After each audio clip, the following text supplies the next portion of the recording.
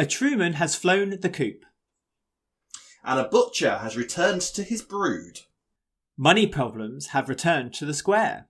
But who will end up paying the debt? And how? I'm Alex. I'm Rob. And this is the Walford Weekly Podcast.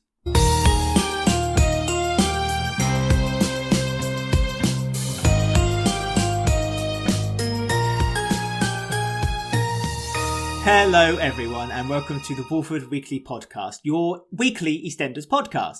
This week we'll be discussing the episodes that were released on the BBC in the UK from Monday the 27th of September to Friday the 1st of October 2021. And he ain't my co-host! Yes, I am! Hi! It's Rob, everyone! Hello, Rob. How are you diddling? Alex. I'm very diddling marvellously, thank you. Hello, everybody. How are we all this week? 20 years since You Ain't My Mother, Yes I Am. Can you believe it? 20 years. I remember watching that live. I do. I remember watching that live, with the 30 million other people that used to watch the show in those days. I remember. God, how have we got that old, Alex? How has that happened? I'm not comfortable with these dates. I don't like it.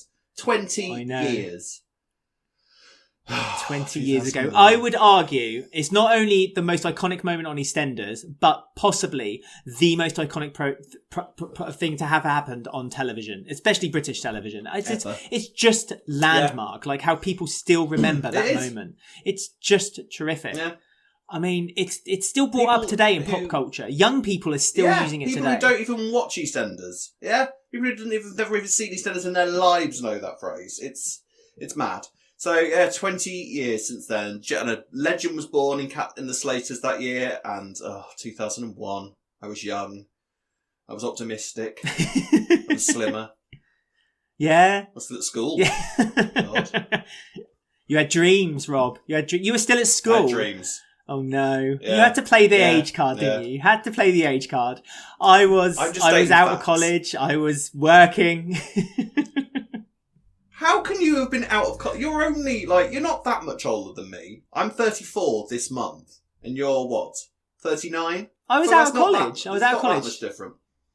Really? God. 2001 was my final college year, so September. So I would have just started my full-time job where I was working in retail, in a customer service desk. Wow. Hearing people's complaints. Nothing's changed. I feel like I still get this today. Nothing's changed, really. Every week when I release a podcast.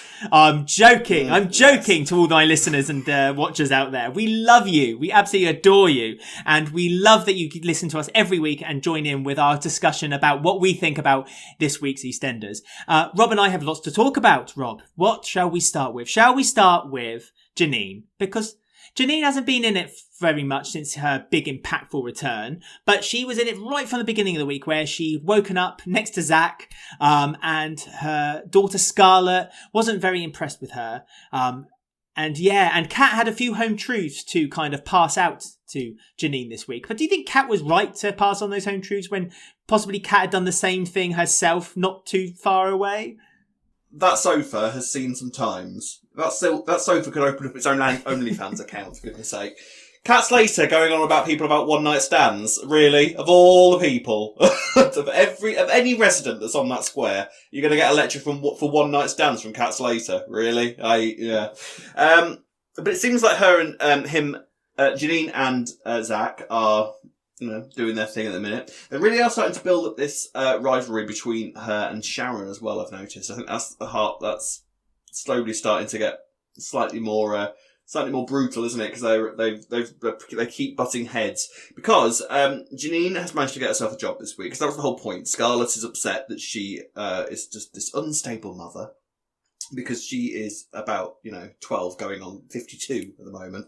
And so Janine has managed to get herself a job in her old home. She's at the Vic, she's a barmaid, and I love to see her behind the bar. I'm really happy about this. She looks ace behind there. Now, I don't think that Janine... she looks great behind there. Very good behind there. She had a little moment with the Queen Vic bust. As she's not the first person. Yeah, a little word with the bust. Yeah. What I miss, love. Because I think that bust has seen some time, being a murderer and all that sort of thing. Hashtag Queen Victoria is a killer. I haven't forgotten. And Reaping up the past, Rob. Reaping up the right. past. Too right. I think it's great to see her back behind the bar. I love her there. It's going to be interesting to see, cause I think she's going to start butting heads with Nancy as well, because that's happening, isn't it? Like, Nancy and her are already sort of exchanging words. So what do you think? I don't think that Janine's going to be happy just being a barmaid. I get the impression that she's rather got her, now she's back behind there in her old home, she kind of sees, I think she kind of feels like she's got some sort of ownership over the Vic, doesn't she? Like she is, you can see her sort of casting her eye around. So, That's it. That's right. She made one or two passing comments about, you know, how she used to live there with obviously Pat and Frank. She's had the Vic once or twice herself. I mean, you're right. She felt comfortable in that role behind the Vic. She looked right behind the role. Good. And there was a really lovely scene as well when it was her, Martin and Sheree. Stories we'll talk about a bit later on, but it felt like an old fashioned kind of scene where there was a nice chat, a discussion being had between all three of them, and they were talking about their problems and the solutions to the problem, and you know, Janine was opening up and saying, you know, you need to fight back, you need to kind of, you know, and it just felt right. It felt comfortable with that situation. It didn't feel stinted. It didn't feel like it shouldn't happen. Concerning Nancy, I think as soon as Nancy finds out that her and Zack had been sleeping together, I think that's going to be problematic straight away. Yeah. Yeah, and I forgot about that. Sharon, I forgot about that connection. I forgot about that connection. I've completely forgot about that connection with Nancy. That shows how quite happy I am with Janine and Zack. I'm like, Nancy who? How did that? I have no idea what you're talking about. Wow. So yeah, once that comes out, that is bound to. That is bound to come out. Would you say you didn't see much with Sharon? I didn't see much with the Sharon and Janine dynamic this week. Maybe I missed it when it was happening. Sharon came into the scene, didn't they? And they had a few choice words. Yeah, and they had.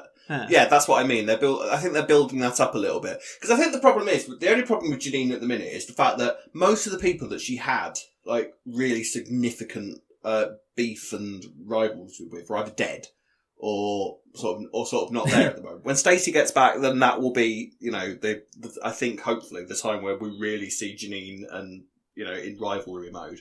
But yeah, you know, she had things with the Mitchell sisters, both dead. You know, and Pat obviously dead, you know, so I think it's, because her and Sharon actually, if you go back and see, they've never really had that much interaction.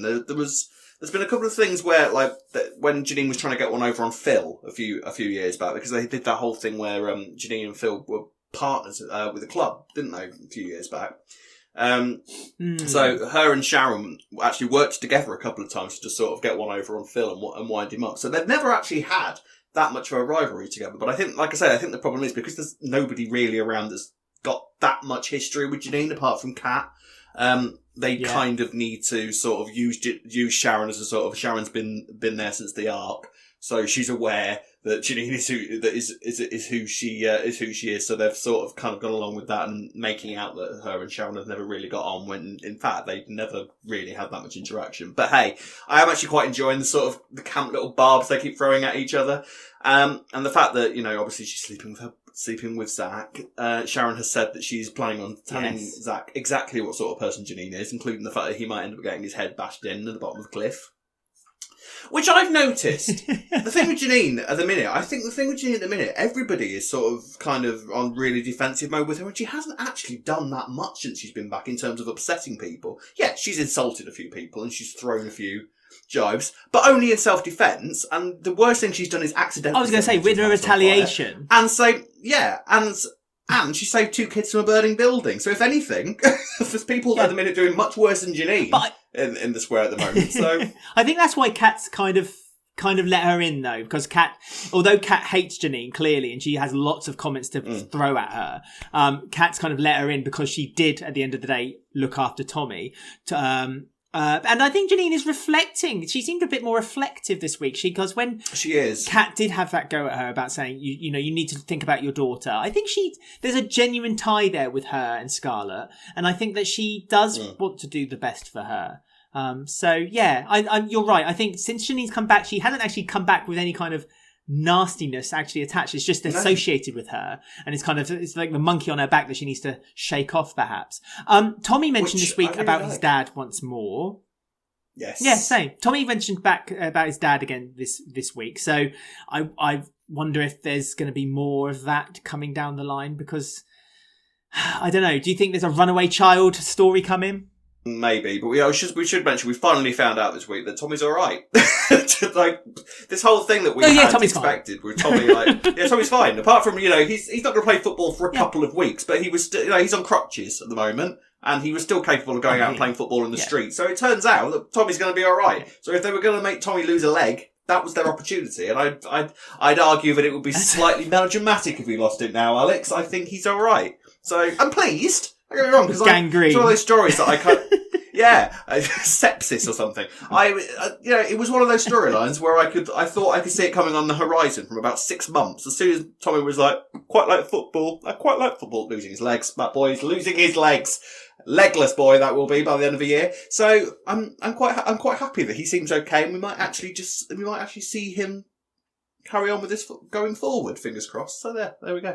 I wanted to talk also about Nancy and maybe Martin's relationship, because you said we talked off air actually just briefly about this, because I spotted something between Martin and Nancy, because Martin's moved in now with Sharon and Zack with the kids in this tiny little flat. It's the clown car syndrome happening once again in EastEnders. We'll probably find out that there's an attic and they all live up there like rats.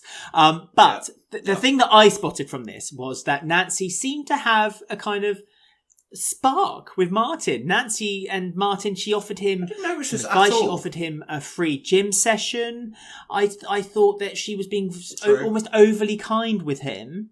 So do you think then that Martin and Nancy could get together, and knowing that Zack had slept with Janine, maybe Nancy would use it as a revenge sex situation, perhaps against Zack? Yeah, possibly. The seeds are there for that sort of love square thing. It's possible. I gotta say, I didn't notice any particular frisson between them this week, I have to say. But it's not beyond the realms of possibility. And now you've said it, that sort of does make quite a bit of sense. Because men and women can't just have a conversation in soap, can they? They can't just. No, they can't just, one can't. Well, no, in any soap at the minute, and nobody in a soap can just offer advice. If we were in a soap right now, Alex, we'd be ripping each other's clothes off as we speak. During the podcast, it would just be. We would have to turn the cameras off.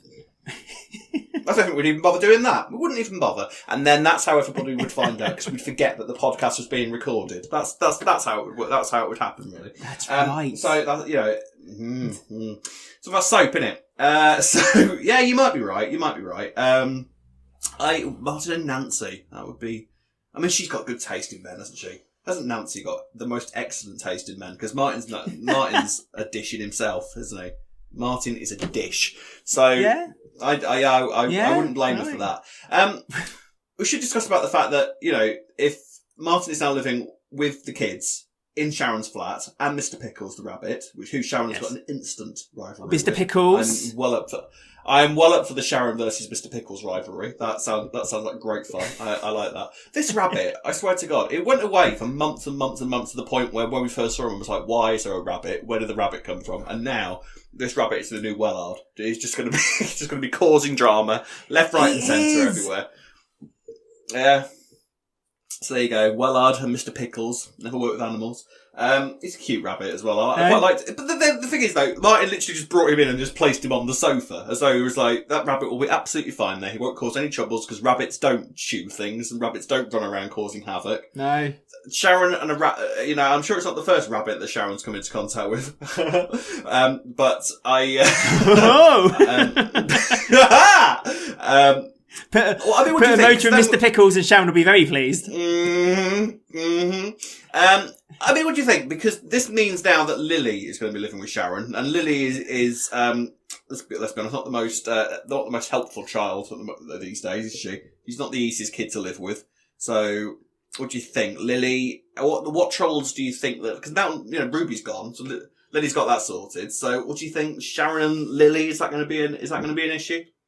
I don't know. I don't think Sharon's going to have any association with the kids, especially when she made the kind of the statement that when Zack said free babysitter so the lads can go out.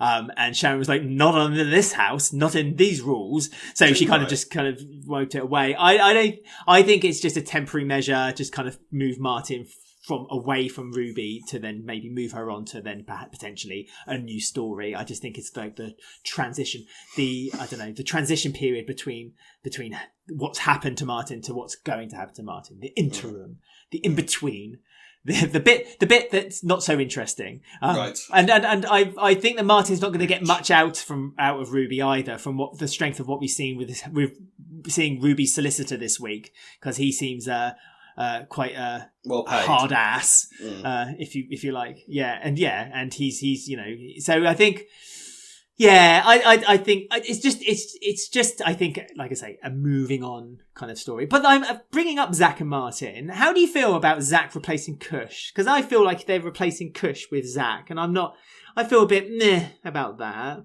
Yeah, I mean, he has literally just come in as the role of Martin's best mate, hasn't he? It's effectively that is what it is in terms of how Kush left and poor dude. It's like, went from one series to automatically an act series. It's not fair on him, bless him. But I do like we've got what we've got, and I have to say I do like the Martin and Zack chemistry. They work well together. In all fairness, they do work well together. I quite like. And Zack is. We both like Zack, in differing levels, I understand. But, true. He is a good character. He's fitted in really, really well into the square. Good actor, great character, and he's one of the characters that's quite easy to sort of slot into different relationships around the square. He had a bit of a thing with Jean at one point, didn't he, where they were sort of, so he's one of these people. I think the drugs. So I think those drugs. I swear to God. So.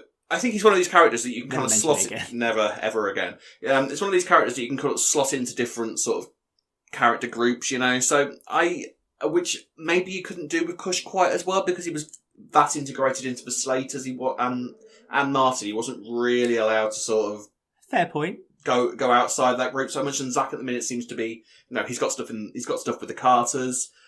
And he's got stuff, he's got something with Sharon, he's got something with Martin, now he's got something with Janine, so that might bring him into the Butcher group at some point. So he's already sort of like going out into the square and sort of meeting people and being an interesting part of different character groups. So, I like him. I understand completely what you're saying. I'm fully watching him thinking you are literally, like, you've got Cush's lines right now, effectively, but at the same time, I think it's working, so it doesn't feel that cynical at the same time for me, No, I understand. And like you say, I think Martin needs that kind of male relationship, that male friendship. And it's almost come at the right time as well, where Ruby's left him. Now he's trying to find a shoulder to cry on, for lack of a better term. And Zack's been there. And I hope we might get a reprisal of the fish and chips song. That's the thing that I want to see again. Maybe one day. Fish and chips in my tummy, yum, yum. Or something like that, wasn't it? Yes. Yes, please. That was it. Hey. You know who's going to be the next Jane McDonald? Who? That's Whitney Dean. You mark my words. She's got a Channel 5 series coming very soon when she's going to be cruising away on the ships. Unfortunately, Whitney's got a criminal record that Zack decided to bring up to Jen this week. And so now Whitney's career is over. Kaput. Zack can hang up his talent agent jacket, his manager's jacket, and just kind of just move on, because he's got his way now. He's got Whitney staying around Walford. So, sorry, Gray, thank you. Gray has got his way. Now, Zack. Do not tar Zack with the same brush as Gray, thank you very much. You and me both. I apologise.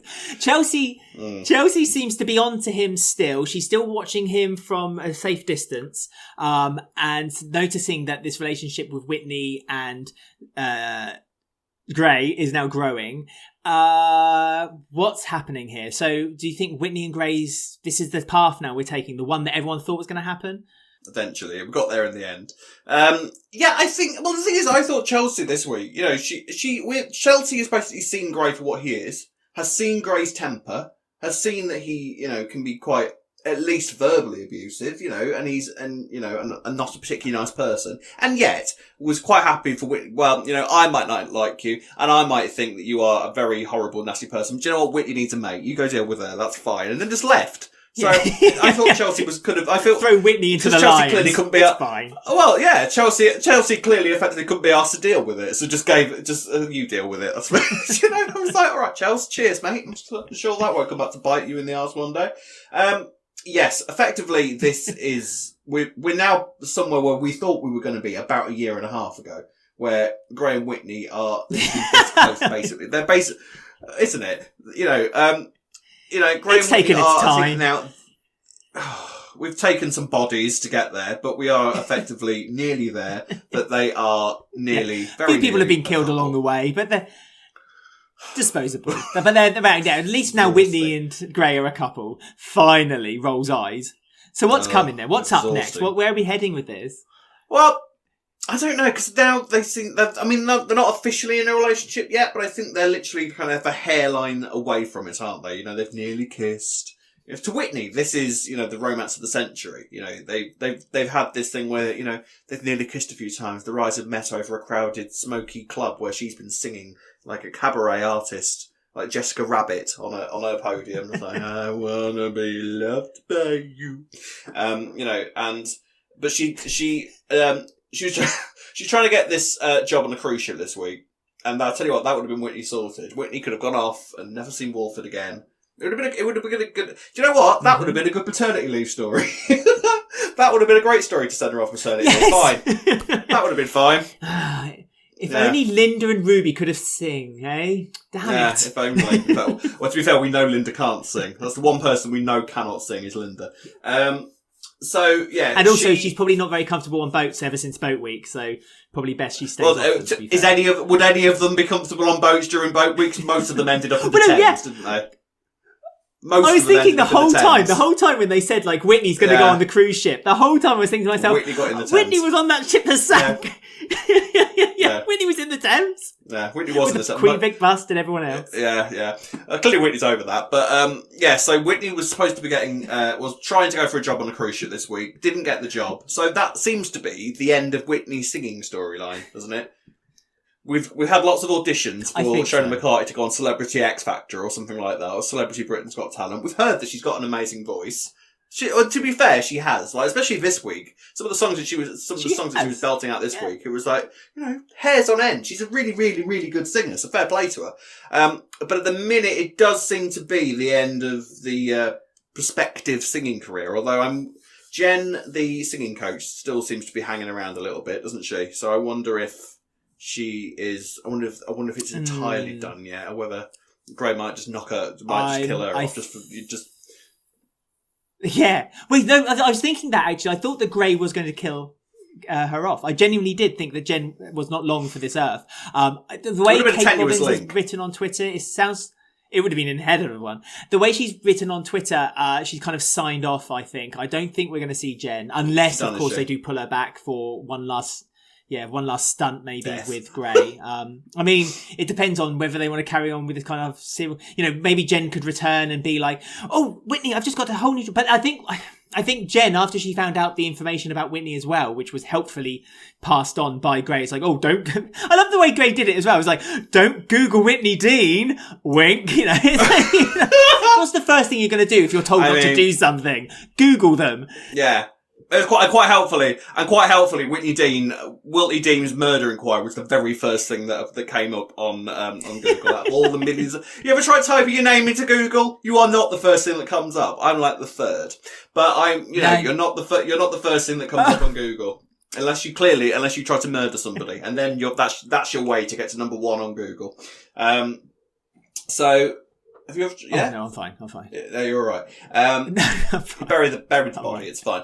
Yet. I wrapped them like a Subway sandwich and kept them in a warehouse somewhere. They're the way still to do alive, like Tina is. We are grasping onto this. She might still turn up on Christmas Day. She may develop a twitch. She may still. You'll see a turkey fly in front of her face. Then we got everything. That's a tough face, isn't it? Turkey. Tina! That'd be a great.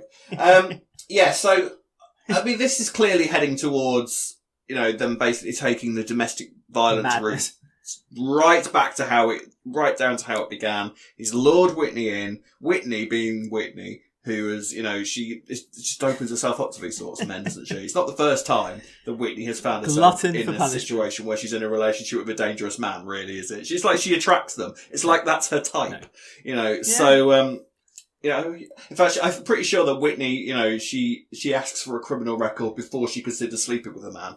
That's half her problem, I think. Maybe Whitney should start Googling these people. Yeah. Are you on number one on Google? Advice. Keep walking, mate. Keep walking. Over there now. Yeah. Go rob a bank and then we'll talk. So I wonder if I think this is going to now start to lead into, they are going to go and get together, and then and then he's going to kind of entrap her, and then we're going to see it play out effectively. I think might be where it's going from here, and then. Yeah. But have they got time to do all this before Christmas? How long are they planning on, for want of a better phrase, dragging the Grey story out for? It's how much longer have we got of Grey? I mean, I hope that it is a Christmas story, but I think you're being a bit optimistic. This is a Christmas story. I have a feeling it's not the Christmas story. I don't know why, but I can't think of anything else that's happening on the show right now that could be the Christmas story, because at the moment nothing seems to be building up. The beginning of September is the it's Christmas and New Year, isn't it? It's like the. Yeah, but it's Christmas and New Year, isn't it? They tend to have two big days. These days it's too big. They tend to separate two storylines, don't they? Like they had the Mick stuff and the Sharon stuff over Christmas and New Year last time, didn't they? So that means that they've got to have two stories ready to explode. One on Christmas Day and one on New Year's Day. So one of them has to be the Grey storyline, surely to God. Surely to Christ. One of them has to be the Grey storyline. I wonder if it won't be the Christmas one though, just because again, I feel like there's like an unwritten rule at the moment in television where don't make things too miserable at Christmas because we've had such a horrible few years. maybe just let Christmas. I know. Yeah. I don't know. I mean, I've got a funny feeling, and we'll talk about Liam a little bit later on, but I've got a funny feeling that they've introduced Liam and that's leading to the Christmas story, because some news came out just before we recorded, which I'm not going to say because I don't want to spoil it just in case, but he is associating himself with another character very soon on the show, and it's a character that you can pretty much imagine would be what the writers would like to have as a Christmas Day kind of headliner. So I've got a feeling that the Liam story is now heading toward. There'll be so many shenanigans that you won't be able to say the word without stumbling over more shenanigans. Yeah, exactly, shenanigans. So I think Liam's the Christmas one. So I would imagine maybe Whitney wants to go to a New Year's Eve party. Grey goes with her, maybe gets upset, and that's when the violence begins with Whitney. Maybe something along those lines. I'm just throwing. But we've also got the anniversary as well next year. They like to throw something around that time as well, don't they? Even if it's not a massive big event, they do like to sort of do something around that time as well. True, but it's not a big one, is it? I mean, don't start saying that they're going to stretch the Grey storyline to the 40th, because we're 2 years away from the 40th of EastEnders. Wow. But like we're already saying that they won't kill Grey off, because then they'll keep him to come back later. Can you imagine they bring him back for the 40th? You've said this. I haven't said a word of this. This is all yours. Yes. This is all your stuff. I said it. I think they will kill Grey off. Yes. Me. You. Little you. I don't. I think they will kill Grey off. Eventually. I'll put a poll up on Twitter. I'll be interested to see what people's opinions are actually on that. When do you think the Grey storyline is going to come to its conclusion? Let us know on the comments, on Facebook, on Twitter, everywhere. Let us know. We'll get it. Carrier pigeon, whatever. Yeah. We will see these messages and we will look at the results and discuss them next week. Let's see. Good plan. Let's talk about Suki and Honey and how their friendship is pretty much nothing, no more. Dust is their friendship. Because again, this week, Honey asked for time off to go to an audition for Janet. Janet's due to go to Florida. What is it with the Mitchell children turning into like models and going abroad and like being amazingly successful children? Like there's something about Janet and Will, Both of them have had opportunities in America about modelling, and now Janet's got Janet out of nowhere. Because I thought this was done. I thought Janet's little mini modelling career was gone when they got rid of Estelle, Janet, I got you an audition. Estelle. I thought that was all done. But Estelle. But apparently not. Janine, Janet has got herself a quite massive opportunity in Miami, of all places. Yeah. Strange. It's Billy's jeans. It has to be Billy's jeans, because none other than Mitchell's Billy's have it. jeans are not my... Anyway, it must be. I do wonder if it's... So now, all Honey really wanted was to have some time off so that she could, take Janet to this audition, which wasn't unreasonable. But Suki is in massive defensive mode at the moment, isn't she? That's effectively what it is. It's just Suki, massive defensive mode. She is mortified by what has happened with the kiss, and now she's treating Honey worse than she used to treat anybody before they started getting closer again. I think Honey knows exactly what is going on, and I think at some point Honey is going to lose it and say, look, just because I didn't want to sleep with you, you cannot bully me. That's not how life works. Get over yourself. But I think it's going to take a little bit more kind of nudging from Suki before we get there. I mean, she broke a little bit this week, didn't she? She kind of stepped up and said, I will not be bullied, and I will tell people about the kiss. Suki then quickly went back and said, what kiss? You have no evidence to say there was this kiss between us, which then I think frightened Honey a little bit because, I think that frightened Honey a little bit because then Honey realised that it was going to be Suki's word against hers, and Suki's word tends to be quite powerful, especially when she wants to push her weight around the square. And it could potentially put Honey in a very difficult situation, losing her job, losing her respect in the community, and that could then trickle down to her family as well. So again, it's such a tight spot that Honey's been put into here.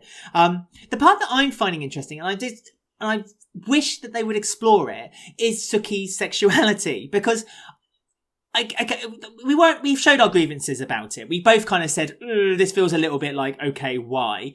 But now they've done it, I wish they would actually go down that path a little bit, because I would be more interested in learning about Suki's past. Had she had a gay relationship in the past, or fancied women in the past? Is she fluid? Is she bisexual? That's the story I would be interested in, because then once we've kind of found out that history about Suki, we can then go back to the Suki that I personally would like to see more of, which is this very authoritative dictator, bossy, mean Suki that kind of wants to push her weight around and get the Panasar name out there and make it like what the Mitchells are right now and kind of push them out of the way. Yeah, but we did like the layers that she had when she was originally friends with Honey, this is what I was worried about when this story started, that they were going to lose that kind of friendship. Then it was like the thawing of Suki that we were quite enjoying, like, watching her have a bit of fun, watching her have like an actual friendship as opposed to just Ice Queen, like left, right and centre everywhere. I mean, I don't know. I like we said when this started happening. I think the direction they're going in is the fact that Suki just had no idea how to deal with a friendship. So, she was confronted with somebody who was being really kind to her no matter what, and just assumed that that's the natural next step, that you're supposed to sort of want to build on that further in that way. I don't know. I mean, I agree with you. I would like us to sort of explore exactly what was going on in Suki's head. I think the story might be picking up a bit more next week, so hopefully we might have an actual conversation between the two characters where they actually discuss things. It'll spike and go mad, and things will get thrown, and I'm sure all that sort of thing.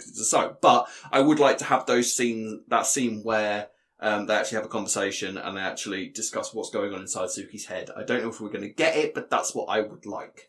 Okay, fair enough. I mean, if there's more next week, I will welcome it, because I just want to explore this story about Suki a little bit more, because Suki is such an interesting character, and we've loved her from the moment she came onto the square, and it's just like they've taken this direction with her, so now let us explore it. That's how I feel.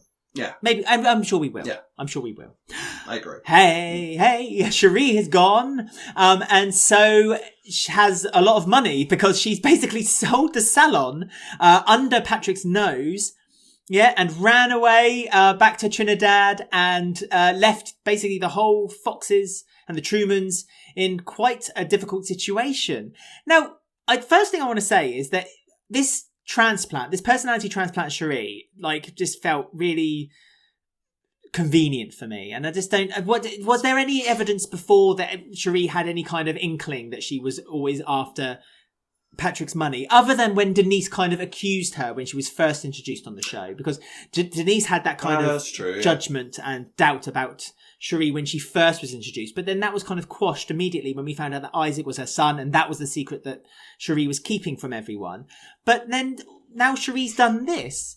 And although I do feel a bit sorry for Sheree, because on the moment she left, everyone was planning a party without her. That was a bit like mean. they were going, yeah, Sheree's going. Yeah. That was incredibly mean. Do you think this was a bit of it was a turn of convenience that they kind of turned Sheree kind of like into this nasty character?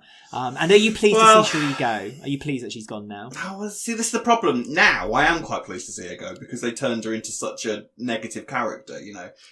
Which is a shame because, like we said last week, she came in as such a fun person. Like I used to love, like, you know, when some drama scene would be kicking off and Sheree would just be getting drunk in the background with like flagons of wine pouring down her neck. I miss that time.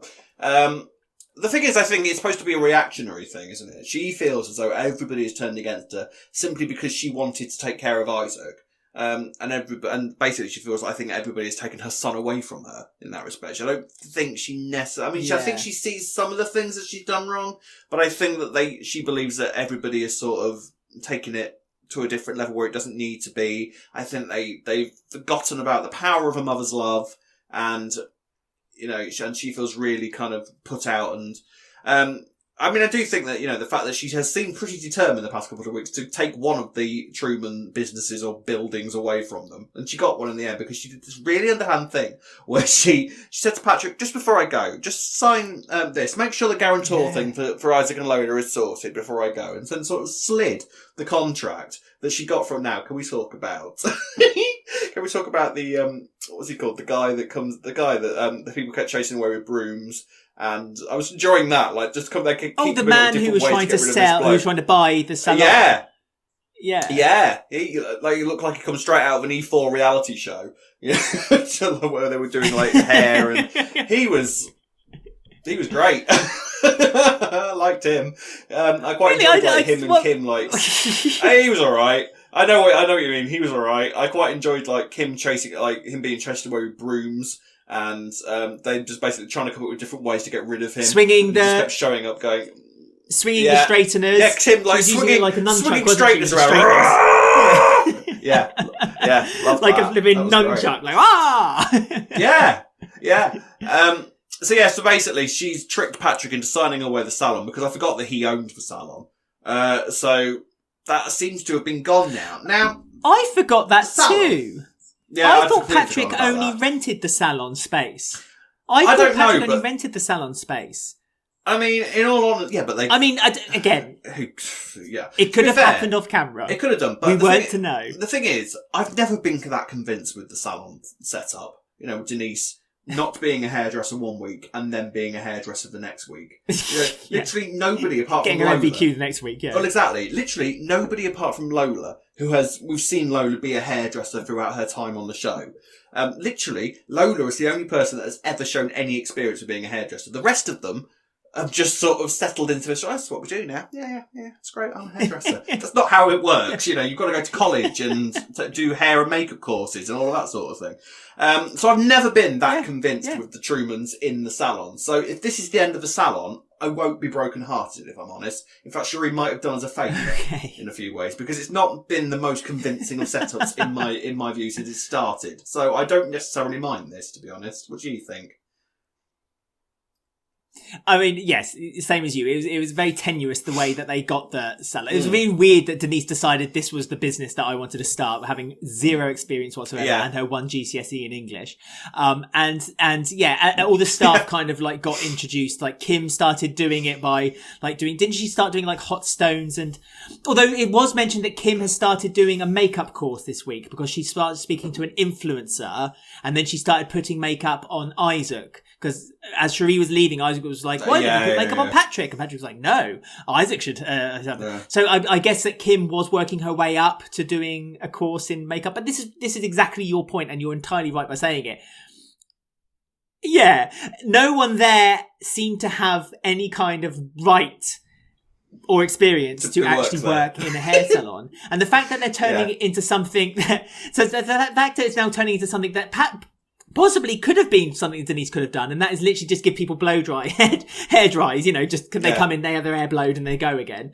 That seemed to make better sense, because even Lola at one point, kind of like when Chantel was working there, Lola at one point was like, "Oh, I don't feel confident enough to cut hair. I'm not," and even though Lola had the experience to do it, so it was only at one point just Chantel that was able to work there, and then Chantel lost it. Quit her job. So yes, I agree with you. It's a very tenuous setup for the Fox for the Fox and Tail, whatever it's called. What was the salon called? I forget now. Fox and Hair. Fox and Tail, I think it was called. Fox and Hair. And it was basically which mainly. I never understood either. Yeah, and I never understood that. No, and I think it was mainly used just. No, I think it was mainly just used as a kind of a device for kind of like someone would come in, cry on the chair. Denise would be like, "Right, I'm shutting up the shop. Sod all the other clients today." And I'll take you to the Vic and we'll have a chat, because that tend to happen quite often. And we knew before this that Denise was having quite the track record of being the person that you sat down on the bench with and she would dish out advice. She's becoming like almost the Pauline Fowler, I don't know if that's a kind thing to say, but the kind of Pauline Fowler, the Lou Bill of the square. She's just kind of like the one who's able to, the Pat Butcher, the one who you come to when you want advice and help. Yeah, the Pat Butcher. Denise is the Pat Butcher of the square. Wow. But, I like the salon as a set, and I like it as a location. It's been quite a useful little place over the years, and I love the set out the salon set, with the brick wall, and it's nice to have a salon there. It's somewhere for characters to go. That it's a bit different, characters to go and get their hair cut and everything. I don't mind that being there. I don't think we're ever going to see it again now, though, because it seems like it's been taken over by a corporate company. So that might be the end of a salon completely. And it's been there for quite a while, hasn't it? I remember Dean used to own it, and then before that, am I right in saying that used to be offices? Because Janine used to work there, didn't she? And when she owned half the square, her and Michael worked in that. Am I thinking of the right place? I'm pretty sure that was where their office was. Yeah, I mean, it's the Argy Bargy. The Argy Bargy, what is now the Argy Bargy, isn't that what used to be the Dagmar? They've turned that into offices once or twice in the past. And then there's the offices above the betting shop, which is what the Panasars are using at the moment for their... I don't know what they're blooming doing anymore. For something. Rats. Whatever their business is. And so you might be right there. I mean, it's always been a salon. It used to be Janine's offices. It's not always been, but it's been... Right. Yeah, I think it used to be Janine's offices, and before that, I don't know what it was, but because I can remember scenes where Janine was sat in her office and it had like that brick wall set up and the separate room. So I think I'm about 95% sure that it was that before it was a salon. So it'd be a shame to lose that set. I vaguely remember also it being. No, I vaguely remember also being used for Lucy when she had that property development or something company, when she was renting out flats. It would have been that sort of thing. But then I could be wrong there. Yeah, I mean, we might lose the set, but then we've gained quite a few. Yeah, we've gained quite a few since then, though, haven't we? We've got now the gym. That's a brand spanking new. Yeah, and we've got the laundrette / mobile phone / taxi / parcel pickup store. Supermarket. So we've got that all in one. Vinny was working this week. Vinny! He was actually working. They've got a counter. They've got a counter and everything. He's got a till, little area where he's got all his mobile phones hanging from the wall. Honest to God, Dots would have an aneurysm if she saw what that place has turned into now, honestly. Oh, I'm just waiting for the fifth thing to be introduced into that shop. I mean, I think it'll be a butcher's. Just hang meat from the ceiling. Just hang cow corpses from the ceiling, and just let that be a butcher's on the side. There's all sorts you could do with it. I'm sure there's definitely room in there for another business. Oh, right. For sure. Yeah, but yes. So it was nice to see you, Sheree, and it's sad that you had to go in such a dark. We'll bring back Yolandi now. In such a dark cloud. But then bring back Yolandi, because we'd like to see her back. Bring back Yolandi. Bernie this week had some doubts about whether she was happy to continue with looking at having a child for Rainee and Stuart, because for some bizarre reason, out of nowhere, she decided that because Rainee had lost her purse, because we've all been there, we all panic when we think we've lost a purse or a wallet or a mobile phone, and you start to scramble and you start to look for things. But Bernie saw that as a moment of a breakdown, that someone's just withdrawn from drugs. Something which is also slightly hypocritical of Bernie, because she also had an addiction in the last few months over these diet pills. So I feel like Bernie doesn't really have the right to judge someone for while she was pregnant. Exactly that. Yeah. So she asked Keegan, though, to have it out with Stuart and Rainee, and Rainee's agreed to having a drug test to prove that she's not basically on drugs anymore. On drugs, I mean, I mean, what's happening here? Something has to be happening, because that should be it, but there can't be it. So are we going to have that she's going to take a drug test and something is going to come out that she's she's had a poppy seed bagel or something like that, and so they think that she's had heroin or something, something. Maybe they can't just drop that, surely. That couldn't have been the lead to the Keegan and Tiff story this week, surely? Yeah, I'm not really sure, because it started with Bernie and Keegan talking in the cafe, and Keegan was like, all right, I'll find out, I'll find out if she's on drugs, and Bernie's like, be subtle about this. Keegan's like, I will be subtle. So Keegan's idea of subtly finding out whether Rainee was on drugs. Yeah, Keegan's idea to subtly find out whether Rainee was on drugs was to go up to Rainee and ask her whether she was on drugs. That effectively was the plan, wasn't it? And then called her an addict, and then nearly got beaten up by Stuart, and then Tiff had to sort of level things out, because I think the whole idea was the fact that Keegan wanted to try and be friends with Tiffany and wanted to maybe bring her and Bernie back together, because apparently her and Bernie have not really spoken since all of this came out, which again, that's a shame, because that's happened off screen, so we had no idea what was going on in the background. News to me. I wasn't aware that they weren't talking. Bit petty, I think. Bernie, come on, it's your brother's issue, not yours. Go on, she has got more history with Tiff than when Keegan has. They've gone through a lot, Bernie and Tiff. So, come on, Bernie, get your act together. Well said, Rob. I 100% agree with that. Very petty. It is. I just think that it'd be a shame to lose that friendship. And I don't know where this has come from. I think Bernie has sort of clearly had it in her mind ever since Mick dropped that line and then ran away, that Rainee is on drugs. Now, I have a feeling if Rainee was still on crack, you would have noticed by now, because people anytime we've ever seen anybody on crack on the square, you don't tend to go around and do your normal thing. I don't think it's one of those drugs that you can sort of be a functioning addict with, really, is it? It's like once you're on crack, you sort of dedicate to that and nothing else. You can't run a funeral. Once you're on crack, there's no going back. There's no going back. You can't run an undertaker's business. You can't just go out and get a cup of coffee in the street, because you basically just want to stay inside and just be off your head. So I would argue that Bernie needs to go on a What Would Frank Say website, because I'd argue that she doesn't really know what she's talking about. What would Frank say? What would Frank say? What was it? Ask Frank, isn't it? That's the one, yeah. No, it is. No, you're right. Yes, you're absolutely right. It's just that's what a heck of a throwback. We're showing our age this week by you using that terminology. That's something I remember getting a little credit card, business card when I was 14 at school. When remember you used to have chats at school when you'd watch a play and I'm on drugs and I'm cool. Yeah, you're not cool. Oh no, I feel so bad. Better call Frank. That kind of stuff. So, yeah, that. Everybody was saying how bad ecstasy was, and one ecstasy tablet could kill you, and can kill you in all fairness. But that was the thing, wasn't it? Absolutely. I was going to say we're not advocating drugs. We should quickly cover ourselves here. We don't advocate drugs. We don't advocate drug use. Sorry. Stick to M&M's and chocolate flakes and Tic Tacs, but make sure they're Tic Tacs. Sherbets. Yes, but make sure that they're sherbets and Tic Tacs before you take them. A dib dab. Have a dib dab. Much nicer. I've never been part of a podcast discussion that I could feel being edited out as we're saying it.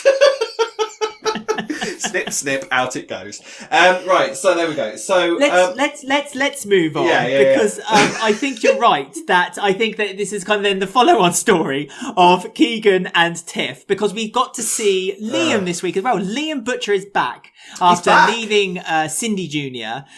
He is back with a bang because he's got a little bit of a hidden storyline too.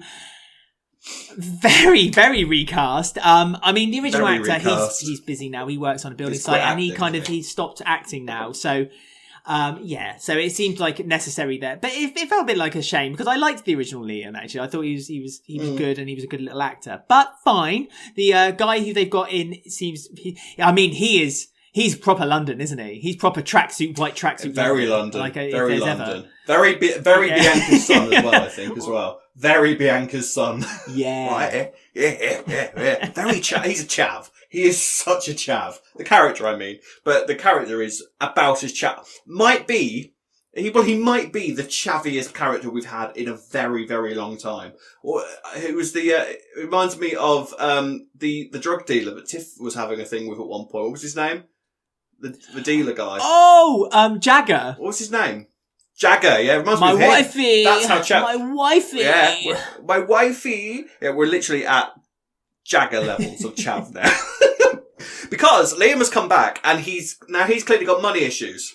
Yeah, so presumably he's got himself in trouble since in Germany, I guess, and so that's what he's run away from, but now it's followed him to Albert Square. I mean, did it not make you feel a little bit like, we're doing this again, are we?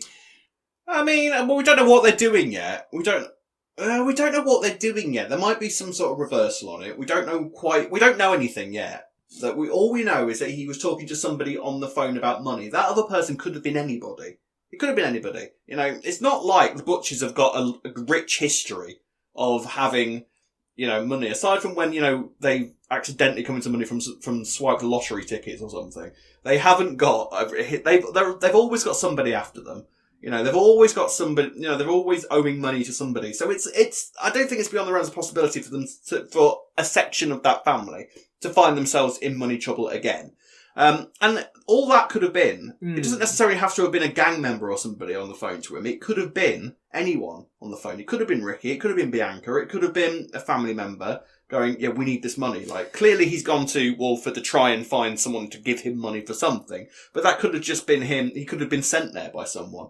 We don't know what's going on with Ricky. The only thing we've heard from Ricky was when Janine said that he'd gone a bit doolally during lockdown. And that to me at the time felt a bit kind of, I'm not convinced that we're not going to see Ricky within the next year, to be perfectly honest with you, if I'm honest. Because I agree with you there. I think we're going to see Ricky back very soon. Yeah, I think we're going to see Ricky back soon.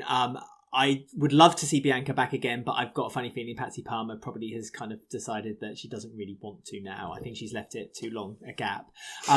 If he does owe money, then he's gone to the wrong people to try to get it, because both Tiff and Keegan have monumentally had storylines for the last couple of months where they've been absolutely skint. Yeah. Yeah. Absolutely. Historically has no money whatsoever. Can't even afford the Botox. No. So I think Liam's going to find himself a bit unstuck in that situation. But I think that perhaps you're being a little bit kind to say that the debt isn't to some kind of mob or shenanigans or anything along that route or road. But we shall see. We shall see. We shall see. Final story then we'll quickly talk about is that Dana, Harvey and Bobby's story. And Bobby and Dana are no more. Dobby are no more. And Harvey seemed really quite pleased about himself with this one. Do you think that Harvey had deliberately made Bobby go to Dana to try to convince her, knowing that Dana wouldn't want that kind of convincing, and because she doesn't want to date her dad? And do you think Dana was also being a bit unfair because really, her dad's not done anything better, but she seems to have pushed all the blame onto Bobby? Or is she right to think that because Bobby has a past and has done this and lied to her before? Yeah, I think this is an odd thing for her to choose to split up with him over, considering what she's forgiven up to now. She forgave the fact that he didn't tell her anything about his own past, and now all he tried to do really was say, maybe you should go to university. Right, that's it, you're dumped, you're as bad as me dad, slam the door. I think there was maybe a slight overreaction. I will say actually that I am loving Dana and Harvey as a unit. They feel very normal. You know, they feel like they are just... Yeah. You know, I think it's fair to say that this is the biggest week the Monroes have had so far, isn't it? They've had quite the week this week in terms of building them up, and this is the first time we've really seen Dana and Harvey in their own house and their own set effectively, aren't they? We've got the Monroe house now. That's the thing, and I really like them. I find them interesting characters to watch. I'm still not convinced as to where they're taking Harvey yet. I don't know whether they're taking him down a villainous route or something that we're not supposed to like, or quite where it's going in the minute. But the thing is, I'm intrigued to find out. That's the nice thing. I want to find out more about them. Obviously, you know, we had a few mentions of Aaron this week as well, so he's clearly just around the corner. Yes. Yes. So we'll find out, and yeah, he is coming. So we'll find out where he's going to slot into things. I think it's a shame. I don't think it's going to be forever. I think because they're working together. And I think that she will realise that Bobby is just the loveliest bloke on earth, aside from, you know, the sister murdering side of things, you know, and he was only trying to be nice. We will briefly touch on the fact that Bobby's OCD seems to have returned this week, and they seem to have, the way that they shot it made it seem as though Bobby had a fear of light switches. Would you stop it? For goodness sake. I know we moan about it every week, but will you stop it? Stop it! You don't need to do it! You don't need to do it! Stop it! Anyway. Are you talking about an effect that was introduced? Yes! But see, this is the funny thing, Rob, and you may be surprised to hear this, but I've had it from both barrels from Ben this week about that effect. I watched it and I didn't even spot it. Now, it might be because I'm immune to it now and I'm just not spotting them anymore. That's called the boiling frog syndrome, Alex. You've heard of this? If you put a frog into boiling... Well, if you... to be fair, this is usually used as an analogy of like an abusive relationship, so it's not quite the same thing. But effectively, if you put a frog into boiling water, it will jump out because it's like, no, this is far too hot. Ribbit, no. But if you put a frog into a pan of normal water and then set it to boil, it will stay in there and just boil to death. So that's what happens now. You are literally, you've been sat in this pan of sound effects that have just been going around you, and now you're boiled because you didn't even notice it. I've become immune to it. I've not spotted it. And if the Monroes are also in the slow motion house as well, because that's where old what's his face was staying. You mean Lucas? Yes, that's the guy. That's the man I'm talking about, Lucas. I'm glad you're here, Rob. I would be lost without you. My mother and co-host cohort. So yeah, I feel like it's just like I just feel I didn't spot that at all, and I quite liked that they were bringing back this OCD side of Bobby, because I think I like that they brought back the Bobby OCD and Dana back closer together. Yeah, but Harvey, I think, is going to have yet another thing, isn't it? It's another thing with Harvey that I think is going to be another problem for him. Like you say, what is the secret with the Monroes? We don't know what the secret with the Monroes is yet. Is it there's something to do with the mother getting killed for some reason for following her passion, which is what I maybe suggested last week? Or is it something to do with her brother? And that's why they're kind of delaying his entrance into the show? But the unit themselves is perfect. And like you, I'm really enjoying the Monroes. I like them a lot. I enjoy the Bobby and Dana relationship too. So I'd be really I don't think that's upset over. They'll get back together. They'll get back together at some point, because actually they work really well together, don't they? Because Bobby needs somebody who's a bit sweet and a bit sort of, you know, quite nice and soft, and that's exactly what Dana is. So I think they'll get over it. It'll be fine. It'll be fine. Yeah, it'll be fine. Anyway, lovely. That was the week of EastEnders rounded up. Rob, do you fancy delving into a couple of comments this week that were sent to us on our social media? Let's do it. This is I Want to Gossip. And you know me, I ain't want to gossip. So this is the part of the show when we discuss your comments that you sent to us on our Twitter, our Facebook, our Instagram, or commented below on our YouTube video if you're watching the podcast. Don't forget, all the details of that will be at the end of the show with Rob. First of all, a YouTube comment from last week's podcast from Gilly Flower, who has written, I took the thing with Kathy and the aftershave completely differently. Harvey went all out to take it to the next romantic level with her, and then she comments that he smells like her brother. I think it was supposed to show that Kathy is just not that attracted to him. Because I said, it's interesting that they're bringing up Kathy's brother. Maybe they're going to reintroduce him into the show. You were like, no, I think it was just a passing comment. But neither of us thought that perhaps it was just Kathy kind of blowing him off. Because maybe Kathy still has feelings for It was quite the opposite. Bob. It was quite the opposite of that, really, wasn't it? That's not what happened. It was quite the opposite of blowing her. No, that's not what happened. Yes. No, that's that is kind of what I thought, to be honest. I thought that it was literally just like the most unsexiest thing you could possibly say to somebody. Oh, you remind me, I might smell like my brother. That's not a way that normally invites somebody into the bed, is it? So that is kind of what I thought. I did wonder how you managed to get from that's it. All the hills are coming back. The return of the hills. Hurrah! I just want the hills back. You do. I don't know where you got back that from from, the but hills. yeah, no. So I'm afraid I rather agree with that comment. I'm afraid. I think that literally all it was. Maybe one day, Alex. Maybe one day, but I don't think that was the beginning of it. Day.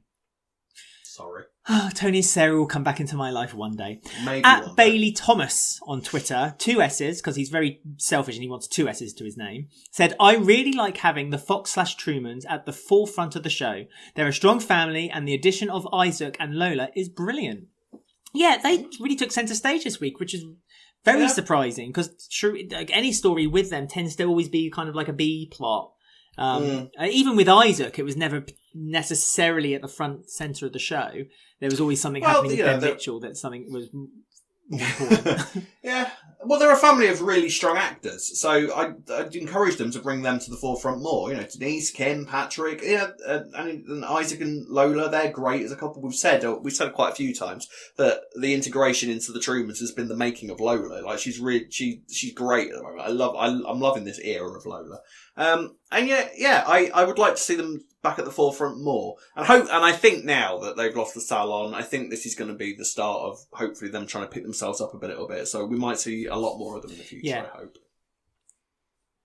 I've wondering that whether now they've kind of lost everything, they're going to band together and become like this very strong unit, and they kind of don't let anyone in. So. And I wonder if that would then reflect into the storyline with Raymond and the custody with Phil later on down the line too, whether they'll proper gang up against the Mitchells perhaps.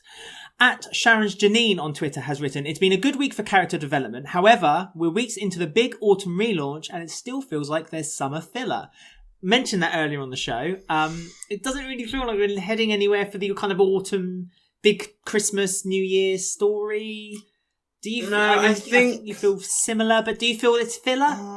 I think there might be a little bit of porn moving at the moment. I think that's the kind of era we're in, where we're not the era we're in, but we're in that part of the year where I think they're still laying the building blocks for the big stuff still to come. I think, there's a few little smidgens here and there. Obviously, Janine is back for a reason. Once Stacey comes back, which I think is going to be quite soon, they're going to have, some more stuff kick off with the Slaters and, this and the Grey stuff obviously could kick off basically whenever they want it to. So I think that this week's been about putting a few little things into place. I think let's just be patient. I think give it a couple of weeks and we'll be having a very different conversation, I think, hopefully. Hopefully, fingers crossed. Before Rob gives you details, I also just wanted to mention that well done to Rose last week on Strictly. I watched it live and her dance, I don't know if you watched it, Rob, but her dance I did see it, yeah. It was amazing. Absolutely fantastic. It was amazing. Yeah. And I think she was underscored. That's right. I'm going on record. I think she was underscored. Especially by Ballis, whatever her name is. Shirley Ballis. She gave a really low score and I thought that was really unfair and unkind. Yeah, so well done, Rose, and we're keeping an eye on you. And this week, as we say, we release this the day after it's shown on in the UK. Strictly is, but this week I shall definitely be voting for Rose. So, and I hope you guys will be voting too every week for her because she is terrific and she's such a hard job because she has to listen to the beat. Not listen. That's the point. I'm making a huge mistake by saying that. She has to learn it by the beat. 1, 2, 3, 4. 1, 2, 3, 4, and not with the music. And it's terribly difficult, and it was just such a joy to see her dance this week. So yeah, I can't wait. Absolutely incredible. Good luck to Rose and good luck to Nina as well. So yeah, fingers crossed for Team EastEnders on Strictly. Ladies and gentlemen, you can if you'd like to get in contact with us in any way, shape or form, please do the following. You can contact us on Twitter and Instagram at Walford Weekly. You can find us on Facebook at Walford Weekly Podcast. On YouTube, don't forget to like, subscribe, click the bell to get notifications about any videos we may or may not be posting. And you can listen to us on Apple, Podbean, Spotify, or any of your favourite podcast sites. You can email us at robwalfordweekly@gmail.com or alexwalfordweekly@gmail.com. I would like to say that me and Alex have been having conversations. You remember a few weeks ago we mentioned the games, whether you wanted us to bring it back. We hear ya. We hears ya. Don't worry, we haven't forgotten. We haven't ignored what you said. We know what you're saying. We are planning stuff, so bear with us while we get it all together. Me and Alex had a meeting the other day, didn't we? We went proper official. So we arranged to meet. We did a proper meeting. We sat down. We did. We arranged to have a screen conversation and everything. So there you go. And that is coming very soon. So hang on tight for that. Big plans We'll be ahead. back. Yes, we will be back same time next week. So it's goodbye from me. And it's goodbye from myself. See you next week. Bye.